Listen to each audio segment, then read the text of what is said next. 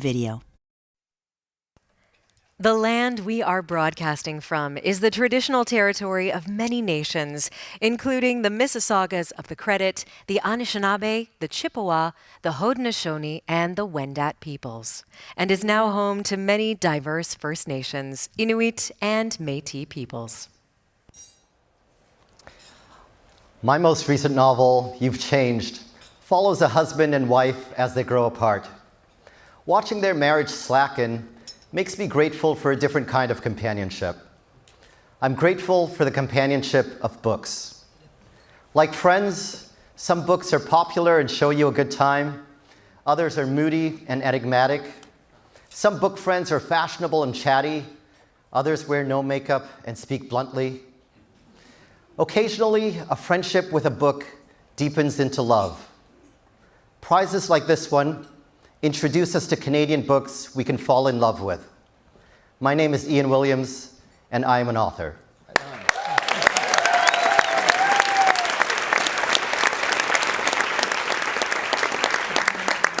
I write to illuminate what connects us all. Stories do that. Stories don't exist unless they are shared, just like life. I'm Anne-Marie MacDonald, and I am an author.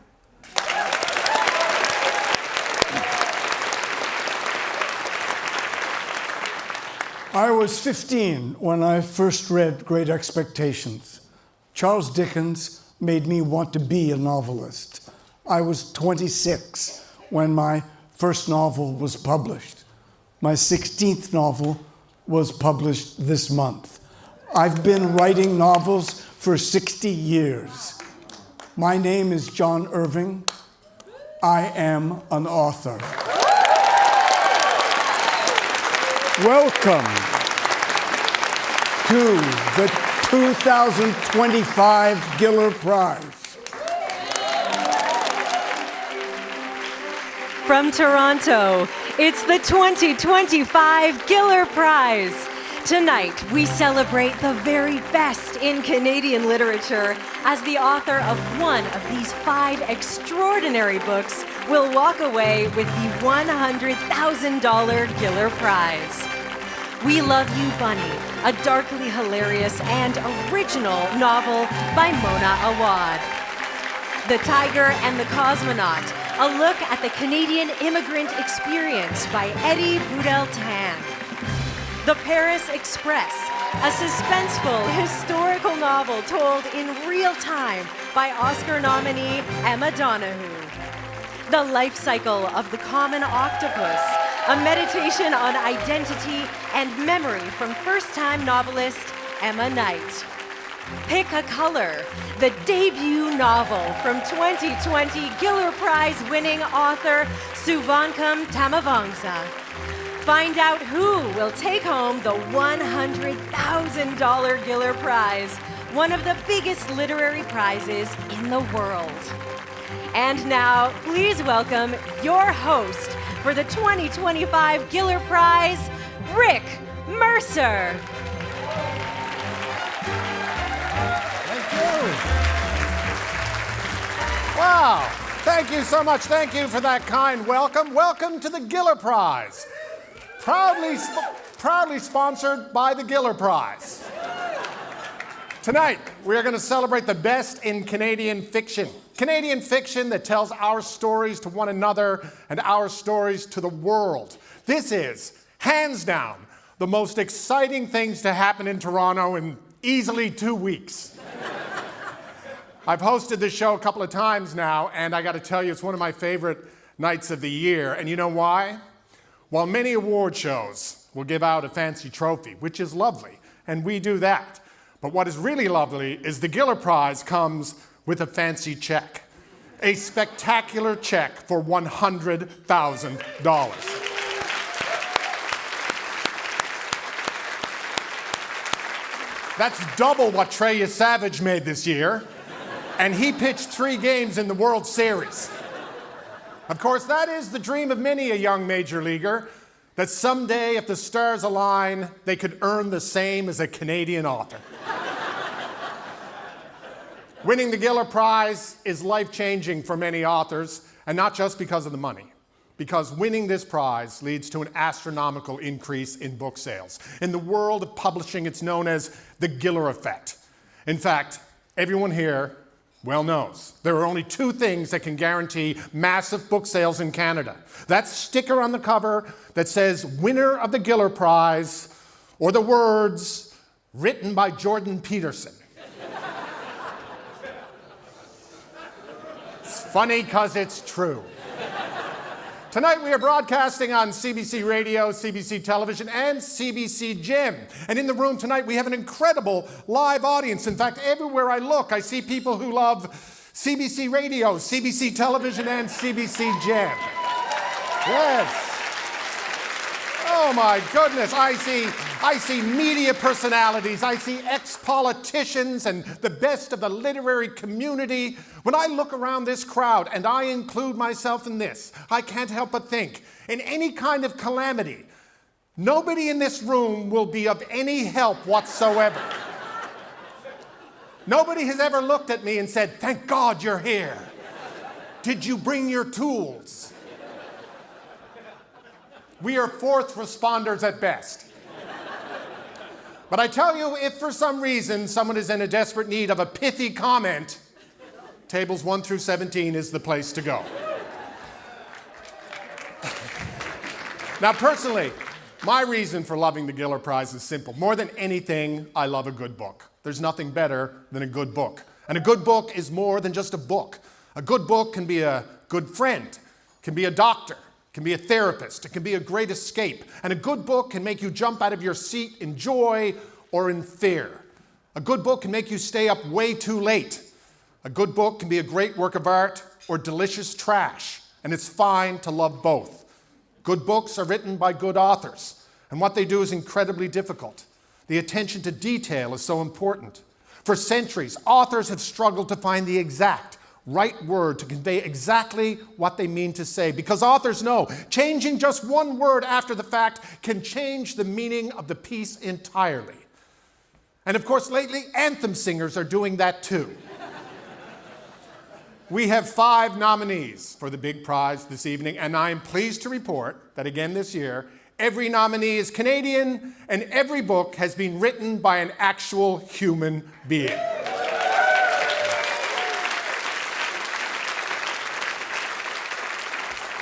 Now, during tonight's broadcast, we will welcome each author to the stage. 5 writers at the top of their game competing for Canada's richest literary prize for fiction. And believe me, it is not easy to get on this stage. Or at least that's what security has assured me this year. And now let's meet our first nominated author of the evening. An author who just happens to be a first-time novelist, a debut novel that landed her smack dab on the New York Times bestseller list. How did she do it? Well, before trying her hand at fiction, she wrote 2 cookbooks, which, as many of you know, that's the normal way things work. It's the standard progression. Please welcome the author of The Life Cycle of the Common Octopus, Emma Knight.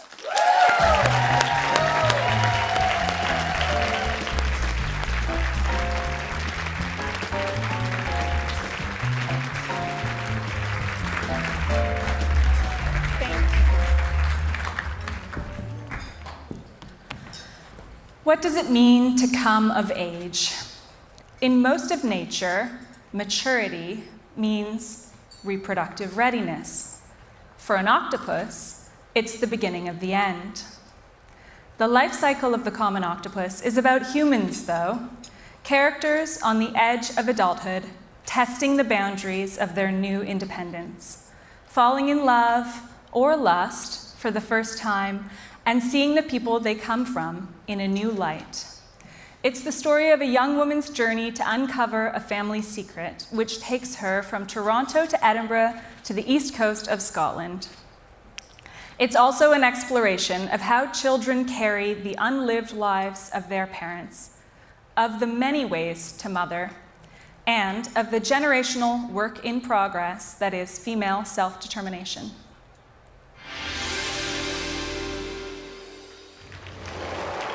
This is a pen holder that my eldest daughter, Esme, who's 7, made for me. It's also a really good procrastination tool because the holes are pretty uneven, and in order to get pens to stand up in it, you really have to balance them carefully. So I like to play with it while I'm thinking things through.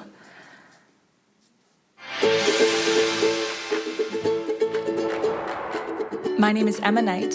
My book is The Life Cycle of the Common Octopus, and I live in Toronto.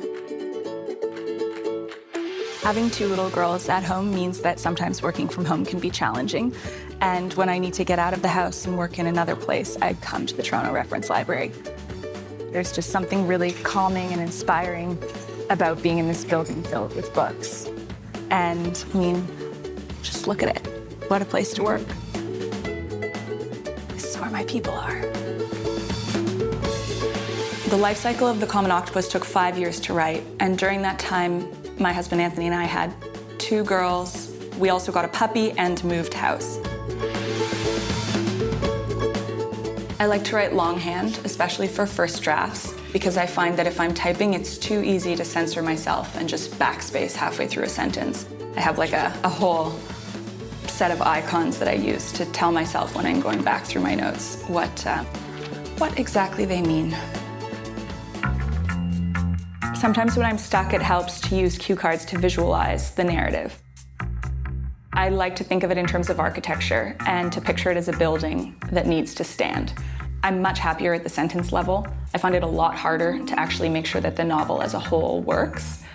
And that's where these cue cards come in handy. I also love to do timelines to make sure that there is one clear source of truth. That's critical. Some of the books that I like having in the same room with me while I work, just to kind of cheer me on, are my great-grandmother's copy of Little Women. So Frida Flood was my mom's grandmother, and she taught my mother to love books. And it was my mother who taught me to love books. And then, of course, my mom, Colleen Flood, is a poet, and having her collection of poetry, Bonding with Gravity, close by is very inspiring for me. It reminds me of the women who made me who I am.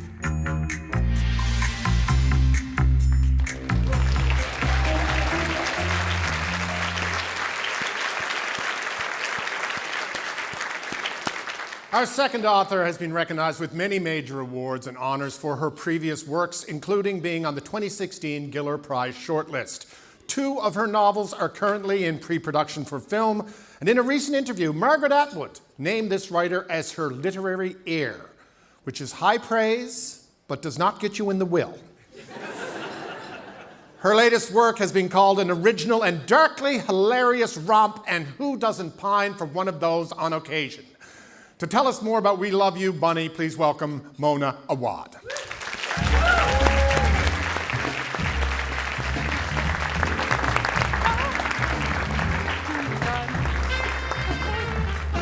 I'm a huge fan.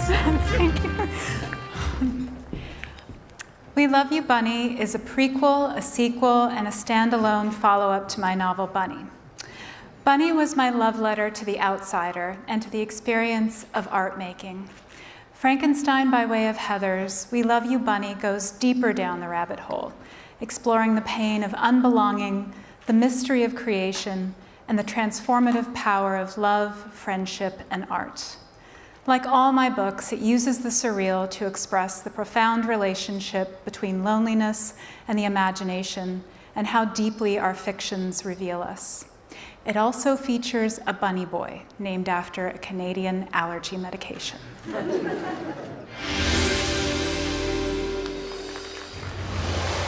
I love going for walks and looking for bunnies. It's probably my very favorite thing to do.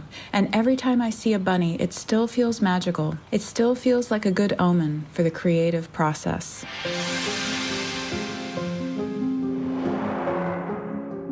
My name is Mona Awad, and I'm the author of the novel We Love You, Bunny, and I live in Boston.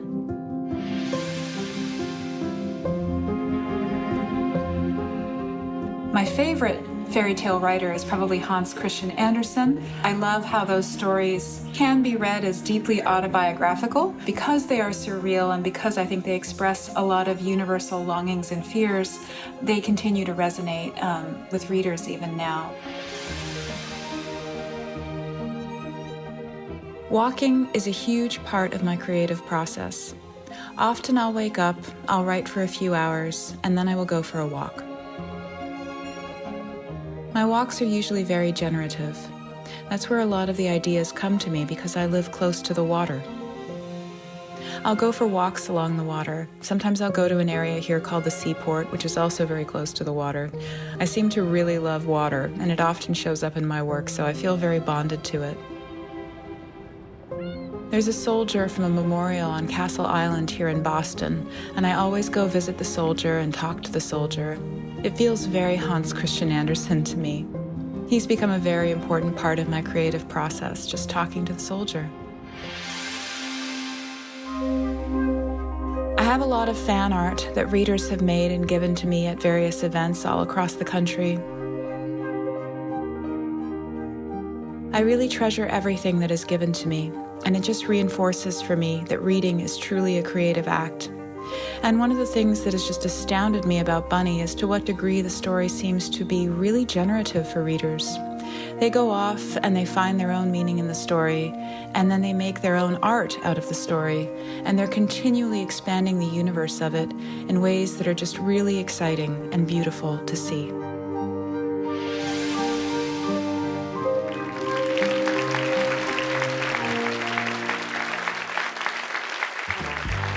Coming up, we'll meet the other finalists and find out who's taking home $100,000 when the 2025 Giller Prize returns here on CBC.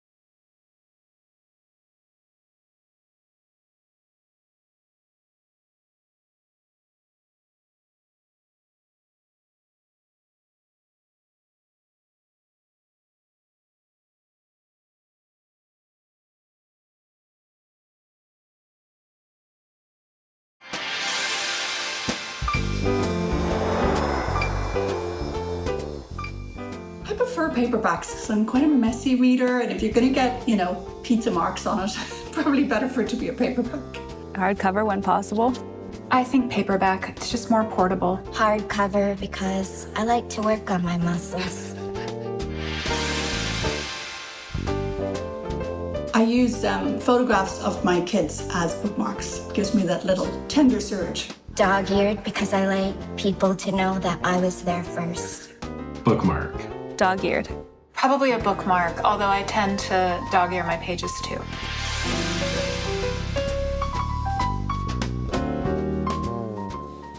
Welcome back to the Giller Prize.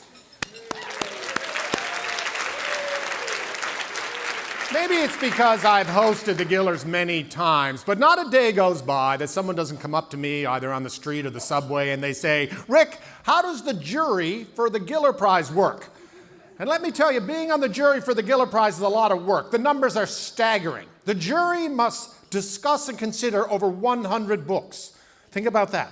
100 books. I mean, if the average book takes 4 or 5 hours to read, we are looking at a major commitment. The only thing I do 100 times a year takes 6 minutes to finish tops. I can't help it, I love a sandwich. So hats off to our Giller jury. I salute you, but I do not envy you. I would rather be on a jury in a court of law. The stakes are much lower. Please put your hands together and join a grateful nation in thanking jury members Dion Irving, Logan Taylor, and Deepa Rajagopalan.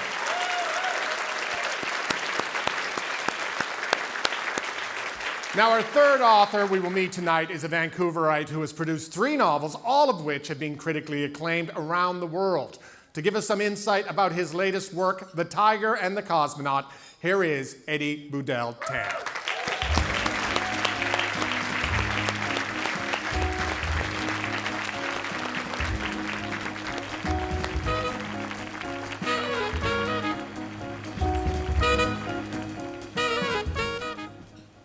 The Tiger and the Cosmonaut is about a lonely town in BC called Wilhelm, where the police station looks more like a church, and video cameras are hidden in the rooms of the Bellwether Motel. Here, the locals don't go into the woods at night. This book is also about a family, one that has been pulled apart over the years. When their elderly father has gone missing, Casper and his siblings are forced to come together to confront everything they've been running from since they were young. What follows is an examination of how society exploits the fears and insecurities of immigrants, and what happens when the members of one family decide they've had enough.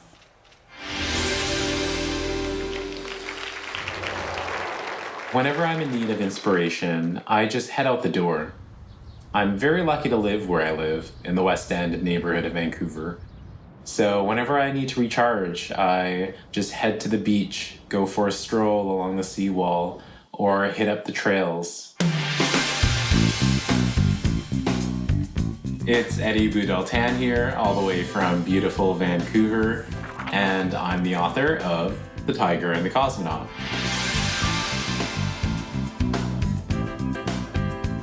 The Tiger and the Cosmonaut centers on Chinese-Canadian families like mine, and it includes descriptions of what previous generations have had to endure coming to this land of promise. I did a lot of research on this topic, including at places like the Chinatown Storytelling Center and the Chinese-Canadian Museum right here in Vancouver's Chinatown. Most of The Tiger and the Cosmonaut takes place in a small, isolated town in BC called Wilhelm. But you won't be able to find it on a map, because it came from my imagination.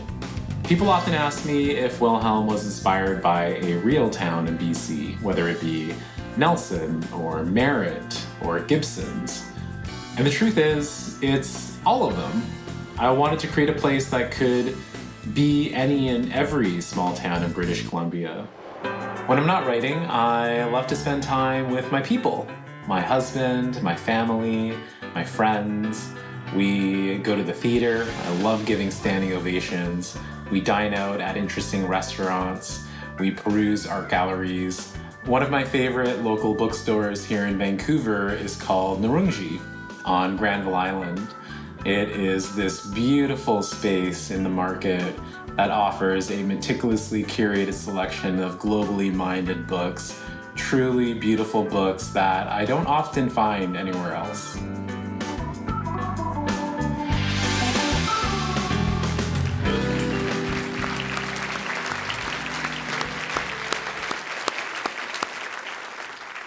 When it comes to the written word, our fourth author can write them all. She's taking all the genres and picking them off one by one. She's the author of 4 books of poetry, and her anthology of short stories won the 2020 Giller Prize. Tonight, she's looking for a repeat. To tell us about her first novel, Pick a Color, please welcome Souvankham Thammavongsa.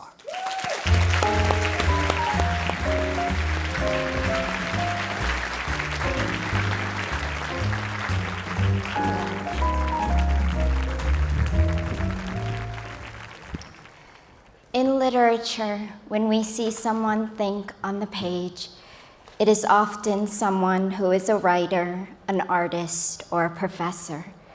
A nail salon worker on an ordinary day does this too. Pick a Color is a novel that takes such a figure so often seen as sad or just a prop, voiceless on the sidelines, and places her at its center. In my novel, such a figure is all voice. She is confident, warm, and has an acidic wit. She also has a missing finger, and she used to be a boxer. And we have her here with just one voice, one room, one day.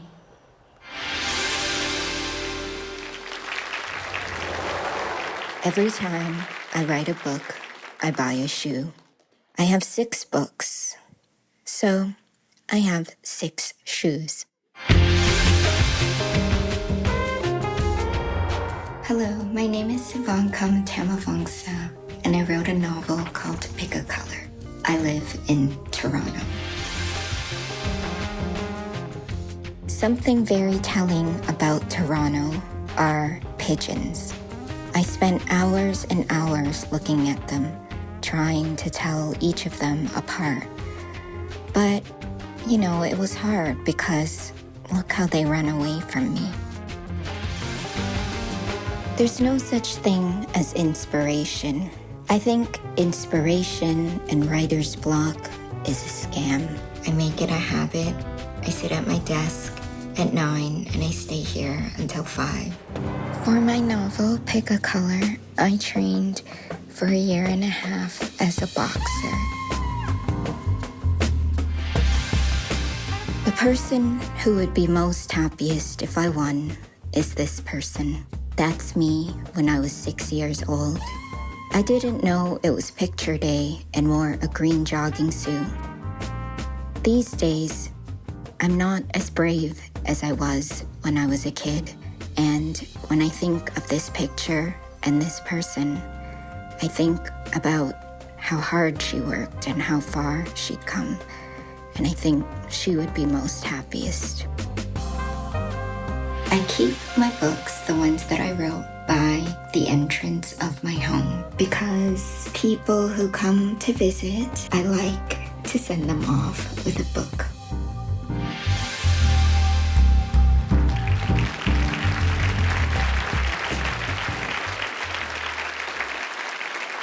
Coming up, we'll find out who is going home with $100,000. Plus, we'll meet the winners of this year's Giller Mantella Scholarship when the 2025 Giller Prize continues here on CBC.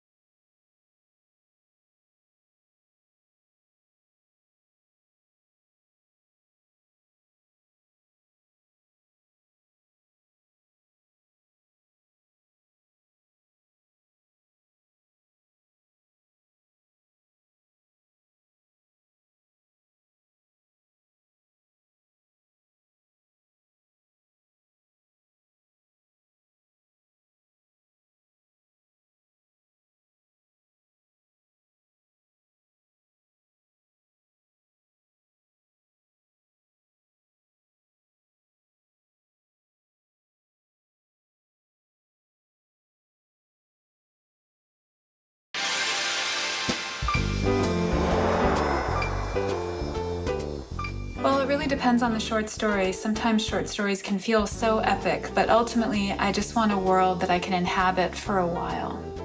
Epic novels. Both. Short stories because I write them. I try to ignore reviews, but I can't help but read reviews. Ignore. Have my friends read the reviews, and then if they're good, read the reviews. Ignore reviews for sure. I've read every review written about me because it gives me a feeling of control, to know what they're saying. And sometimes they're right.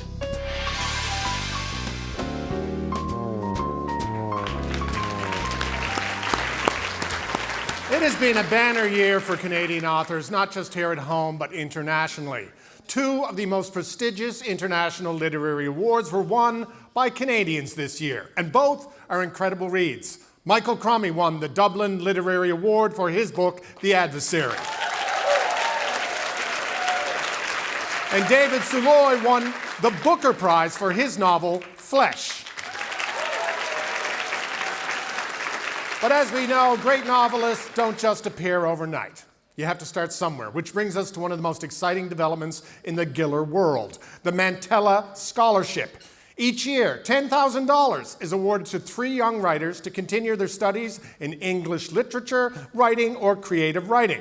How about a round of applause for 2 great patrons of the arts, Robert and Sylvia Mantella.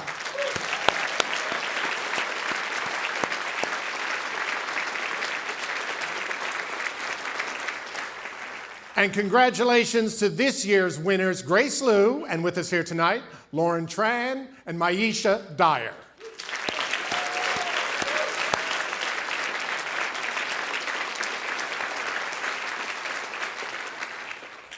And now, we have just one more author to meet before we start the bingo. She is an Oscar-nominated screenwriter, a novelist, and a playwright who is bringing us her 16th book. Her earlier works have been nominated for some of the world's most prestigious awards, including the Giller, the Man Booker, and the Dublin Literary Award.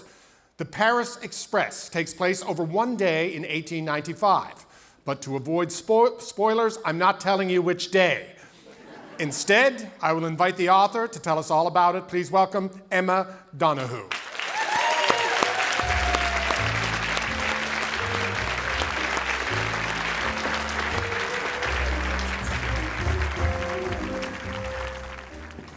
The Paris Express is about a train journey, so I made it like a train journey. More than 30 characters confined in 8 carriages as the Express cuts across 326 kilometres of northern France in just 7.5 hours.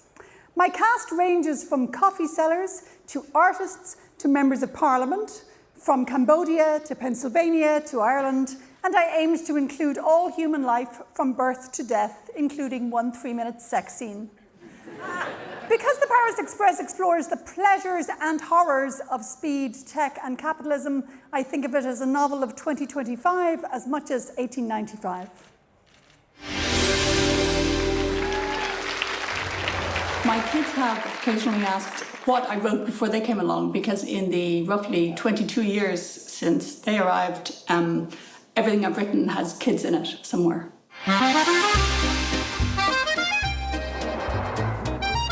I'm Emma Donoghue, and my novel is The Paris Express.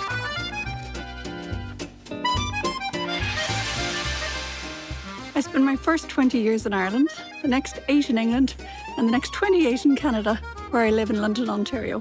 And along the way, I've spent 1 year in America and 3.5 in France. So I've done a lot of transiting, not just between countries, but also between centuries in the setting of my work, which ranges from medieval to futuristic, and also between genres. I write fiction and theatre, and I write for the screen. This would be fairly typical footage of me at work, just about anywhere. Right now I'm at a GO station, sitting outside the toilets, squinting in concentration at the screen. Sometimes I write at my treadmill desk. I write on my front porch. I write a lot in my living room. If I get somewhere early, I write in my parked car. I write while waiting for buses. Where I go most regularly for inspiration is the past. I write a lot of fact-based historical fiction, and the Paris Express would be fairly typical in coming from fact. This is the photograph that I spotted in 2022 when we were going to spend a year in Montparnasse in Paris. When I saw this crazy image of this train dangling, I thought, that's my next novel. Like all my historical fiction, the Paris Express absolutely depends on the invaluable scholarship. So some of the books I would have sought out would include Paris 1900 and 1914, full of great photos, some really specialist works, Poor and Pregnant in Paris, a book about the terrorists of the 1890s. Here's an early classic, Lesbian Paris 1890 to 1914. I deliberately avoid having special rituals or habits for writing because if, say, like there's a bit of decor that I love, but if I needed to write at my special typewriter, then I couldn't write on all the days of the year when I'm away from it. So instead, I cultivate a very sort of workmanlike attitude of, as long as I have my computer, anywhere at all in the world, I can flip it open and dive back into my writing life.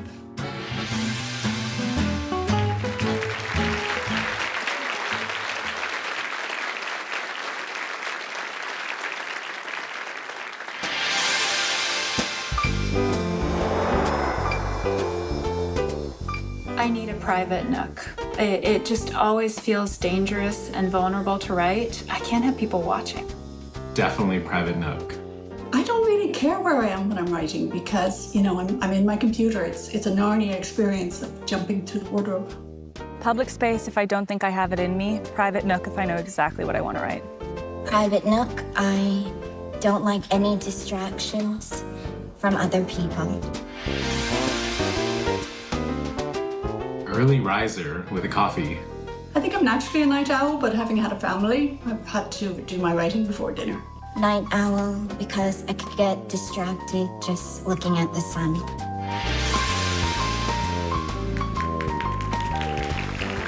Find out who is taking home $100,000. The winner of the 2025 Giller Prize, coming up next on CBC.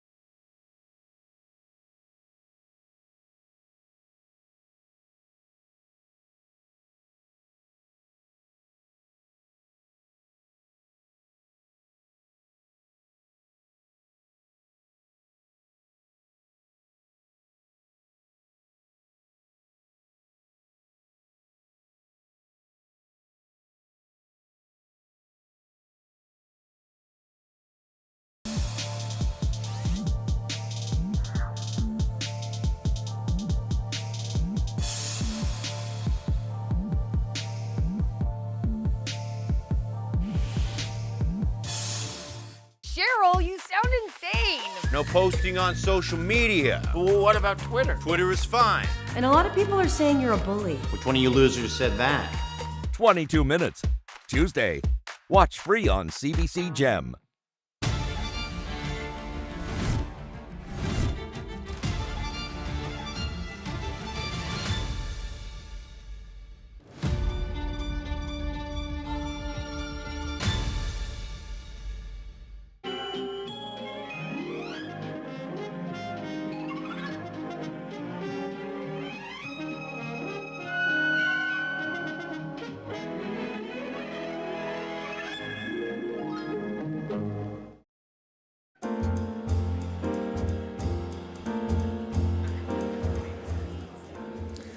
Doris Giller was an award-winning journalist and literary editor in Toronto and Montreal. Her husband, business leader and philanthropist Jack Rabinovich, founded the Giller Prize in honor of his wife's love of literature.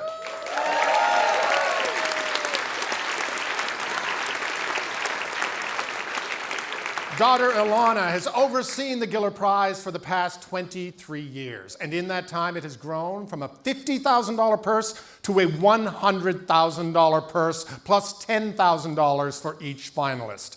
The Canadian literary community could not have a better champion.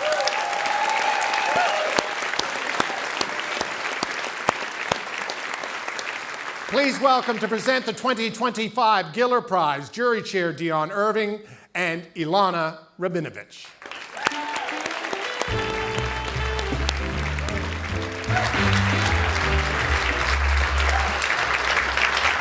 Hello, and thank you all for joining us tonight for an incredible celebration of Canadian literature.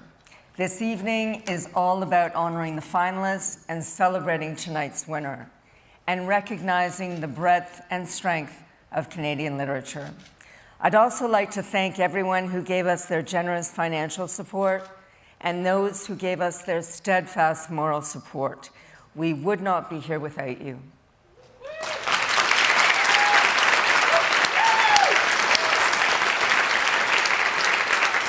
These are times when the arts really need your help more than ever. And to all of you listening and watching at home, thank you for your support of Canadian literature. When my father Jack stood on the stage, he always reminded us that for the price of a meal in this town, you can buy all the books. And then he would, of course, add, so buy the books and eat at home. Many thanks to all of you who bought the books, ate at home, and supported Canadian writers. Thank you.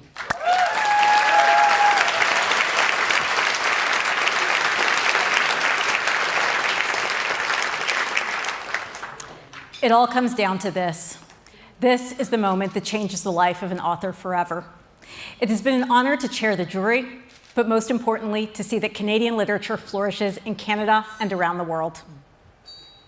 The winner of the 2025 Giller Prize is Souvankham Thammavongsa.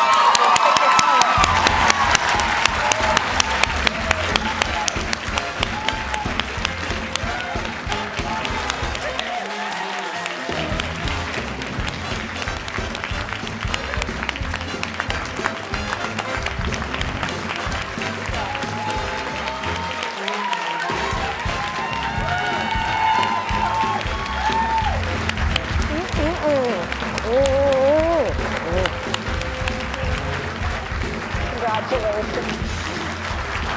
Would you like to hold this or not? No, it's too heavy.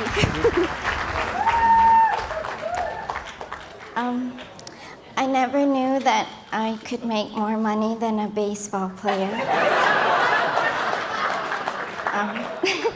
I would like to thank the jury, Dion Irving, Logan Paler, and Deepa Rajagopalin.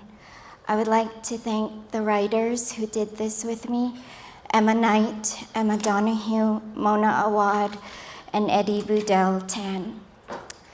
When I was a kid, I didn't know how to become a writer. My mom and dad are not writers. I printed and bound my own books, sold them out of my school knapsack, on front lawns, at farmers markets, and at small press fairs. Thank you to anyone who has ever bought a book that I made.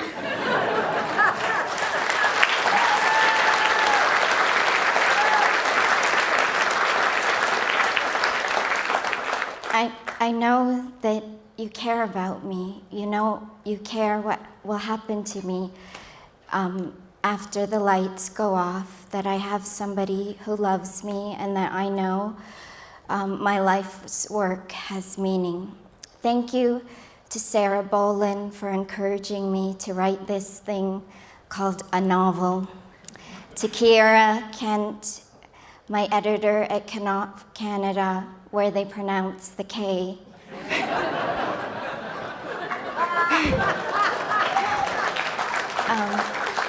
For taking this on and all that it comes with. Lisa Meyer, Emma Herdman, Jean Garnett, Angelique Tran Van Sang. To my publicist, Liz Garriga, Anna Masardi, Ashley Dunn. To my friends, Vin Wen, Gokbaru Sarp, Daniel Diz, Doretta Lau, to Martha Kanya Forstner for seeing the choices that I made and the risks that I took and for standing by me. To Kirsten Cochran, from the first word to the last word in this book, it would not exist as it does without you. To my formidable agent, Sarah Chalfant. If I have power or courage, it is really yours. And to my mom and dad, I'm sorry I didn't tell you about this. And that you're finding out about it on the 6 o'clock news. Hi. To my mom and dad, for this wild thing that we call life. And to Elena Rabinovich and the Giller Prize for celebrating Canadian authors, Canadian books, and Canadian publishers. Thank you, thank you, thank you.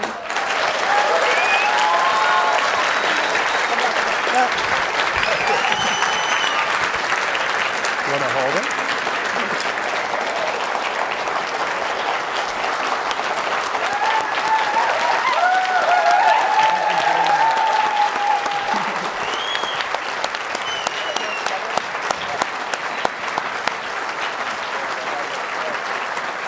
Thank you for joining us. Congratulations to all the winners. Such an honor to be here with you tonight.